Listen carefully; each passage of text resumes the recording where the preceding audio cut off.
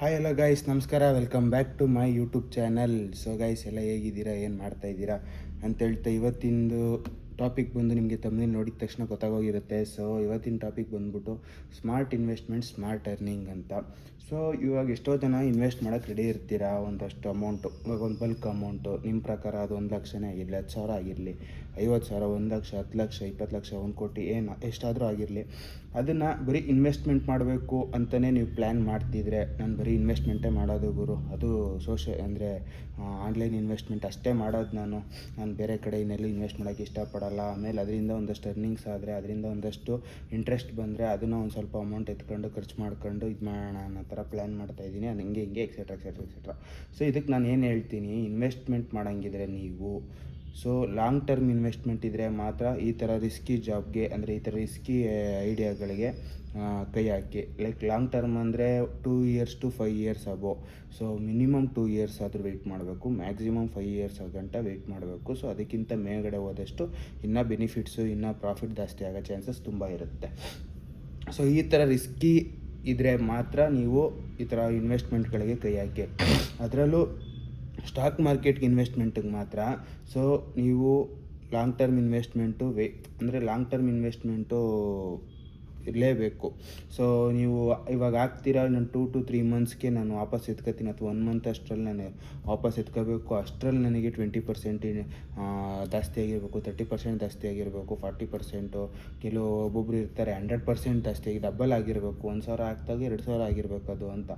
So ಈ ಥರದ್ದೆಲ್ಲ ಅಲ್ಲಿ ಆಗೋ ಚಾನ್ಸಸ್ ಇರೋಲ್ಲ. ಮತ್ತು ಇನ್ನೂ ಒಂದು ಏನು ಹೇಳ್ತೀನಿ, ನೀವು ಯಾರಾದರೂ ಫಾಲೋ ಮಾಡ್ತಿದ್ರೆ ಸ್ಟಾಕ್ ಮಾರ್ಕೆಟ್ನ, ಇಫ್ ಇನ್ ಕೇಸ್ ನೀವು ನಾರ್ಮಲಾಗಿ ಆ ಕಂಪ್ನಿ ಹೇಗೆ ರನ್ ಆಗ್ತಿದೆ, ಯಾವ ರೀತಿ ವರ್ಕ್ ಆಗ್ತಿದೆ, ಯಾವ ಟೈಮಲ್ಲಿ ಚೆನ್ನಾಗಿ ಗ್ರೋ ಆಗುತ್ತೆ, ಯಾವ ಟೈಮಲ್ಲಿ ಬೀಳುತ್ತೆ, ಡೌನ್ಫಾಲ್ ಆಗುತ್ತೆ, ಇದೆಲ್ಲ ಒಂದು ಸ್ವಲ್ಪ ಅನಾಲಿಸಿಸ್ ಈ ಥರ ಮಾಡ್ತಿದ್ರೆ ಪ್ರಾಬ್ಲಮ್ಮೇ ಇಲ್ಲ, ಅದು ಬೆಸ್ಟ್ ಐಡಿಯಾ. ಸೊ ಅನಾಲಿಸಿಸ್ ಈ ಥರ ಮಾಡೋದು ಬೆಸ್ಟ್ ಐಡಿಯಾ ಅಂತಲೇ ಹೇಳ್ತೀನಿ. ಇಫ್ ಇನ್ ಕೇಸ್ ನೀವೇನಾದರೂ ಬರೀ ಗ್ರಾಫಲ್ಲಿ ಸ್ಟಡಿ ಮಾಡ್ತಿದ್ರೆ, ಬರೀ ಗ್ರಾಫು ಅಂದರೆ ಯಾವಾಗ ಜಾಸ್ತಿ ಆಗುತ್ತೆ, ಯಾವಾಗ ಕಡಿಮೆ ಆಗುತ್ತೆ, ಬರೀ ಗ್ರಾಫು, ಬೇರೆ ಇನ್ನೇನು ಕಂಪ್ನಿ ಅನಾಲಿಸಿಸ್ ಮಾಡಲ್ಲ, ಏನೂ ಮಾಡಲ್ಲ.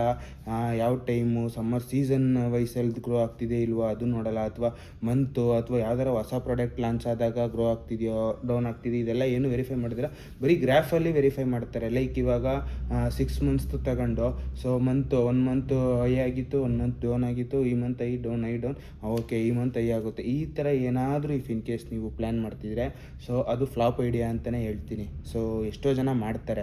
ಸೊ ಗ್ರಾಫ್ ಸ್ಟಡಿ ಮಾಡ್ಬೋಣ, ಗ್ರಾಫ್ ವರ್ಕ್ ಮಾಡ್ಬೋಣ, ಇವಾಗ ಹೈ ಆಗುತ್ತೆ, ಲೋ ಆಗುತ್ತೆ, ಈ ಥರ ಚಾನ್ಸಸ್ ಇರುತ್ತೆ. ನಾವು 1 ಮಂತ್ ಅಷ್ಟು ಡಬಲ್ ಆಗಿಬಿಡುತ್ತೆ, ತ್ರಿಬಲ್ ಆಗಿಬಿಡುತ್ತೆ. ಇವಾಗ ಒಂದು 10 ಇಯರ್ಸ್ 20 ಇಯರ್ಸಿಂದ ಇದು ಗ್ರಾಫು ತುಂಬ ಚೆನ್ನಾಗೇ ಗ್ರೋ ಆಗ್ತಿತ್ತು. ಇವಾಗ ಸಡನ್ನಾಗಿ ಡೌನ್ಫಾಲ್ ಆಗಿದೆ. ಇನ್ನೊಂದು 1 ಮಂತಿಂದ 2 ಮಂತ್ ಅಷ್ಟರಲ್ಲಿ ಇದು ಫುಲ್ಲು ಪೀಕ್ ಲೆವೆಲ್ ಗ್ರೋ ಆಗುತ್ತೆ. ಸೊ ಇದೆಲ್ಲ ಮೈಂಡ್ ಅನಾಲಿಸಿಸ್ ಅಷ್ಟೇ, ಅದೆಲ್ಲ ವರ್ಕೌಟೇ ಆಗಲ್ಲ. ಸಿಂಪಲಾಗಿ ಹೇಳಬೇಕು ಅಂದರೆ ಈ ಥರ ಎಲ್ಲ ವರ್ಕೌಟೇ ಆಗಲ್ಲ. ಸೊ ಗ್ರಾಫ್ ಸ್ಟಡಿ ವರ್ಕೌಟ್ ಆಗೋದು ಬಂದ್ಬಿಟ್ಟು ಫ್ಯೂಚರ್ ಆ್ಯಂಡ್ ಆಪ್ಷನ್ ಟ್ರೇಡಿಂಗಲ್ಲಿ ಮಾತ್ರ. ಸೊ ಫ್ಯೂಚರ್ ಆ್ಯಂಡ್ ಆಪ್ಷನ್ ಟ್ರೇಡಿಂಗಲ್ಲಿ ಏನಕ್ಕೆ ವರ್ಕೌಟ್ ಆಗುತ್ತೆ ಅಂದರೆ, ಅಲ್ಲಿ ನೀವು ಮಿನಿಟು ಸೆಕೆಂಡನ್ನು ಕೂಡ ಗ್ರಾಫ್ನ ನೋಡ್ತಾ ಇರ್ತೀರ. ಸೊ ಏನೇ ಒಂದು ಚೇಂಜಸ್ ಆದರೂ, ಏನೇ ಒಂದು ಮೇಜರ್ ಚೇಂಜಸ್ಸು ಏನೇ ಒಂದು ಆದ್ರೂ, ಸೊ ಅವಾಗೇನಾಗುತ್ತೆ, ನಿಮಗೆ ಅನಾಲಿಸಿಸ್ ಮಾಡ್ತಾ ಇರ್ತೀರ. ಇಫ್ ಇನ್ ಕೇಸ್ ಒಂದು ಸ್ವಲ್ಪ ಡೌನ್ ಆಯಿತು ಅಂದ್ರೂ, ನಿಮ್ಗೆ ಏನಾದರೂ ಒಂದು ಸ್ವಲ್ಪ ನೆಗೆಟಿವ್ ಐತೈತೆ ಗ್ರಾಫು ಅಂತ ಅನಿಸಿದ ತಕ್ಷಣವೇ, ಸೊ ನಿಮ್ಮ ಐಡಿಯಾನು ನೆಗೆಟಿವ್ ಐತೈತೆ ರಿಮೂವ್ ಮಾಡ್ತೀರಾ, ಅಂದರೆ ಅಮೌಂಟ್ ಎತ್ಬಿಡ್ತೀರಾ.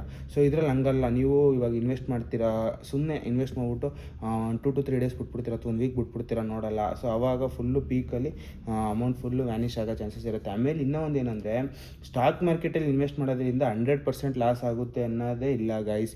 ಅದು ಏನು ಅಂದರೆ, ಪೆನಿ ಸ್ಟಾಕ್ಸ್ಗಳಿರ್ತವೆ ಕೆಲವೊಂದು, 1 ರೂಪಿ, 2 ರೂಪಿ, 50 ಪೈಸಾ, ಅಥವಾ 100 ರೂಪೀಸ್ ಇರ್ಬೋದು. ಸೊ ಅದ್ರದ್ದು ನೆಟ್ವರ್ಕ್ ಬಂದ್ಬಿಟ್ಟು ತುಂಬ ಕಡಿಮೆ ಇರುತ್ತೆ.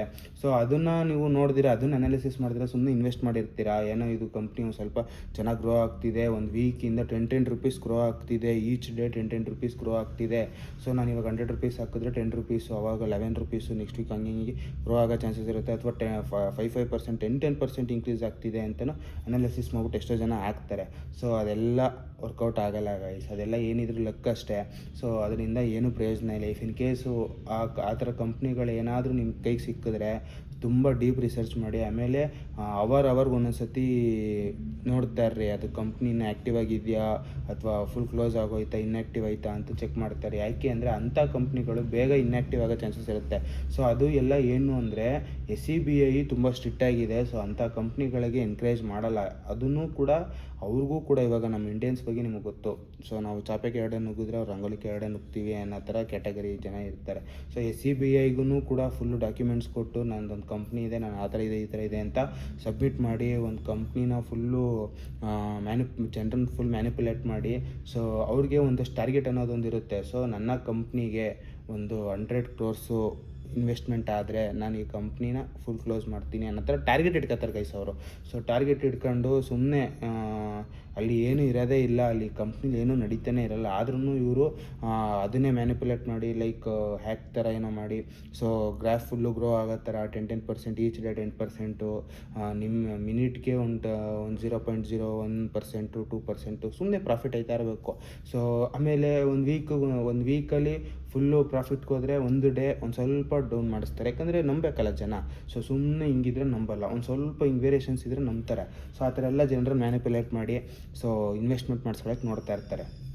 ಸೊ ಅದಕ್ಕೆ ಈ ಥರ ವಿಷಯಗಳಿಗೆ ಸೊ ಇನ್ವೆಸ್ಟ್ಮೆಂಟ್ ಮಾಡೋಕ್ಕೆ ಯೋಚನೆ ಮಾಡ್ಕೊಂಡು ಮಾಡಿ ಗೈಸ್. ಸೊ ಸಿಂಪಲ್ಲಾಗಿ ಇದು ಬಂದು ಅಲರ್ಟ್ ವಿಡಿಯೋ. ಸೊ ತುಂಬ ಅಂದರೆ ತುಂಬ ಸ್ಕ್ಯಾಮ್ಸ್ಗಳು ನಡೀತಾ ಇರುತ್ತೆ. ಸೊ ಇಂಥದ್ದೆಲ್ಲ ದಾಟ್ಕೊಂಡು ನಾನು ಇನ್ವೆಸ್ಟ್ಮೆಂಟ್ ಮಾಡಿ ಒಂದು ಸ್ವಲ್ಪ ಅರ್ನಿಂಗ್ಸ್ ಮಾಡಬೇಕು ಅಂತ ವೆಯ್ಟ್ ಮಾಡ್ತಾ ಇರೋರು ಅವ್ರ ಹತ್ರ ಅಮೌಂಟ್ ಎಷ್ಟೇ ಇರಲಿ, 10,000 20,000 1 lakh 2 lakh 1 crore 2 crore 5 crore ಎಷ್ಟಾದರೂ ಇರಲಿ.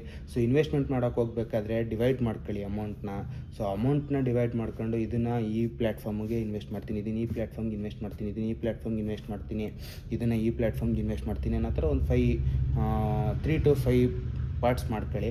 ಸೊ ಅದರಲ್ಲಿ ಒಂದೊಂದು ಪಾರ್ಟನ್ನು ಒಂದೊಂದೇ ಕಂಪ್ನಿಗೆ ಇನ್ವೆಸ್ಟ್ ಮಾಡಬೇಡಿ.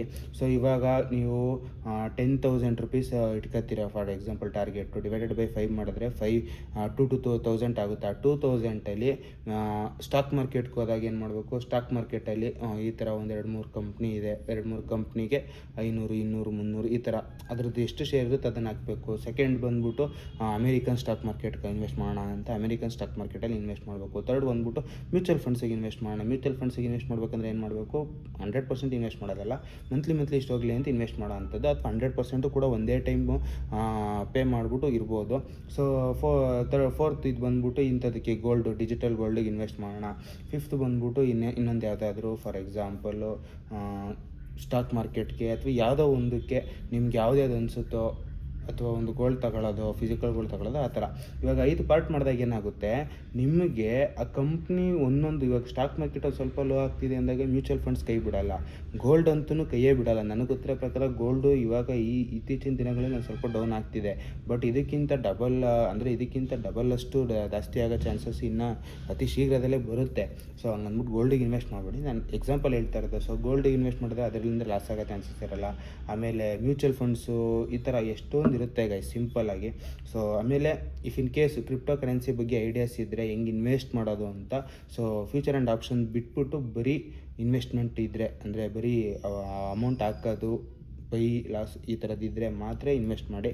ಸೊ ಗೊತ್ತಿಲ್ಲ ಅಂದರೆ ರಿಸ್ಕ್ ತಗೊಳ್ಳೋಕ್ಕೆ ಹೋಗಬೇಡಿ. ಯಾಕೆ ಅಂದರೆ ಆ ವೆಬ್ಸೈಟ್ಗಳು ತುಂಬ ಟೆಕ್ನಿಕಲ್ ಆಗಿದೆ. ಒಂದು ರಾಂಗ್ ಟ್ಯಾಪ್ಗೆ ನಿಮ್ಮ ಇಡೀ ವ್ಯಾಲೆಟಲ್ಲಿರೋ ಅಮೌಂಟೇ ವ್ಯಾನಿಷ್ ಆಗೋ ಚಾನ್ಸಸ್ ಇರುತ್ತೆ. ಸೊ ಬ್ಯಾಂಕ್ ಅಕೌಂಟಲ್ಲಿರೋದಂತೂ ನಿಮ್ಗೆ ಏನೂ ಮಾಡೋಕ್ಕಾಗಲ್ಲ ಅವ್ರ ಕೈಯಿಂದ. ಸೊ ಬ್ಯಾಂಕ್ ಅಕೌಂಟಿಂದ ನೀವು ಆ ವ್ಯಾಲೆಟಿಗೆ ಎಷ್ಟು ಅಮೌಂಟ್ ಹಾಕಿರ್ತೀರೋ ಅಷ್ಟು ಕೂಡ ವ್ಯಾನಿಷ್ ಆಗೋ ಚಾನ್ಸಸ್ ಇರುತ್ತೆ. ಸೊ ರಿಸ್ಕ್ ತಗೊಳ್ಳೋಂಗಿದ್ರೆ ಹುಷಾರಾಗಿರ್ರಿ ಅಷ್ಟೇ. ಸೊ ಕ್ರಿಪ್ಟೋ ಕರೆನ್ಸಿಲಿ ಅಲರ್ಟ್ ಆಗಿರ್ರಿ ಅಂತ ಹೇಳ್ತಾ ಗೈಸ್, ಇವತ್ತಿನ ವೀಡಿಯೋ ಇಷ್ಟ ಆಗಿತ್ತು. ಸೊ ಇಫ್ ಇನ್ ಕೇಸ್ ನಿಮ್ಗೆ ಈ ವಿಡಿಯೋ ತುಂಬ ಇಷ್ಟ ಆಗಿದ್ರೆ ಲೈಕ್ ಮಾಡಿ, ಶೇರ್ ಮಾಡಿ. ಸೊ ಏನಾದರೂ ಡೌಟ್ಸ್ ಇದ್ದರೆ, ಏನಾದರೂ ಕ್ಲಾರಿಫಿಕೇಷನ್ಸ್ ಬೇಕು ಅಂದರೆ ಕಮೆಂಟ್ ಮಾಡಿ. ಸೊ ಯಾವುದೇ ಥರ ಕಮೆಂಟ್ ಮಾಡಿದ್ರು ನಾನು ಆ್ಯಕ್ಸೆಪ್ಟ್ ಮಾಡ್ತೀನಿ. ಇಫ್ ಇನ್ ಕೇಸ್ ಅದ್ರ ಮೇಲೆ ಒಂದು ವೀಡಿಯೋ ಮಾಡ್ಬೋದು ಅಂದರೆ ಅದ್ರ ಮೇಲೆ ಒಂದು ವೀಡಿಯೋ ಮಾಡಿಬಿಡಾಗೆ ಟ್ರೈ ಮಾಡ್ತೀನಿ. ಸೊ ಅಂತ ಹೇಳ್ತಾ ಗೈಸ್, ಇವತ್ತಿನ ವೀಡಿಯೋ ನಿಲ್ಲಿಸ್ತಾ ಇದ್ದೀನಿ. Love you guys, lots of love, take care guys, bye, signing off guys.